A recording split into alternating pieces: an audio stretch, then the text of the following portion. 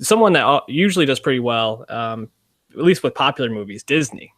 Mm-hmm. And we've been talking about a streaming service coming out, and some details recently emerged about what this service might look like. It looks like it's going to drop the end of next year.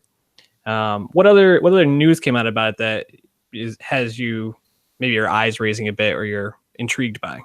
Yeah, I mean, we're just really getting some official confirmation, you know. I mean, with the TCA summer press tour and whatnot, and a lot of people are giving talks, and obviously with the Fox acquisition, signed, obviously still going through, but looks like it's going to happen.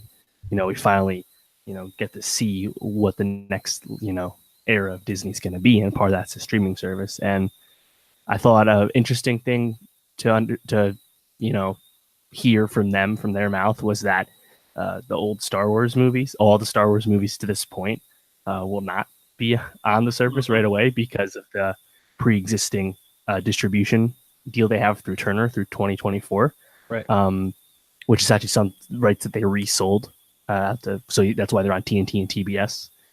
They sold those rights, I think, in 2016, so relatively recently, for like a few $100 million. So, and judging by the reports from Bloomberg, it's not like Turner's, anxious to sell it back to Disney, and how can you blame them? So that was interesting. Also, with the Fox deal, meaning that Disney becomes the majority stakeholder in Hulu, 60% controlling. They said that the R-rated films in the Disney catalog, as well as the ones they'll be inheriting from Fox and Fox Searchlight, would not be on the Disney streamer, would be on Hulu instead. So it's going to be a more family-friendly, quote, Disney brand service. They also said that it'll be cheaper than Netflix, perhaps, given the smaller catalog.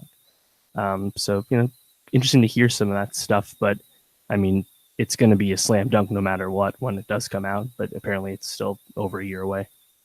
Yeah, I mean, even just thinking about when they do get Star Wars on there finally, it may be a smaller catalog than Netflix. Obviously, Netflix is just pouring money into making their own content at this point, but it'll be maybe the most beloved catalog in any streaming service. I mean, not only the films, the animated films from our childhood, but all the IP that they've gotten. You have Favreau making a Star Wars series. You have Lady and the Tramp coming out on this, a live action Lady and the Tramp, which is very interesting to think about how they're going to make those dogs. Why not, man?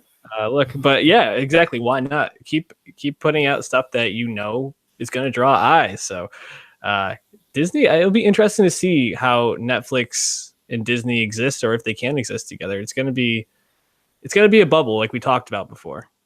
Yeah, well, and it's interesting too because Netflix is still very much intertwined with this, because similar to the Turner thing, like the Marvel Netflix shows, they'll probably never leave Netflix. I mean, maybe future seasons would go to the new one if they wanted to keep something grittier on this new service.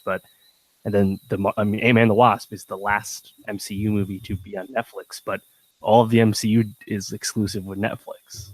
So, that's something they have to work out still, or just let the deal expire.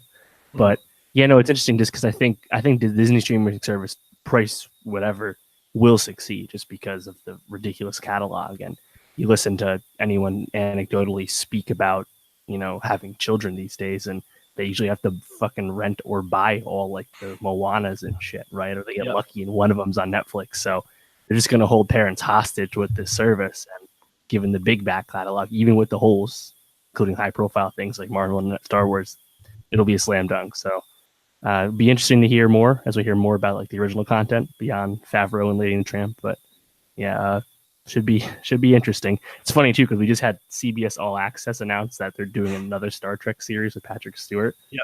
And it's like, I mean, yeah, you got to attract eyeballs too. They have way less subscribers than we know Disney will have. So the streaming war is always interesting to hear something. I think as it ramps up 2019, that's going to be the story, is how all these companies are getting ready for it. And then 2020 is going to be when the real numbers are going to come out, and how people are changing their viewing habits and their purchasing habits of these platforms. So a lot of really interesting stuff. We'll be talking about it. So stay tuned.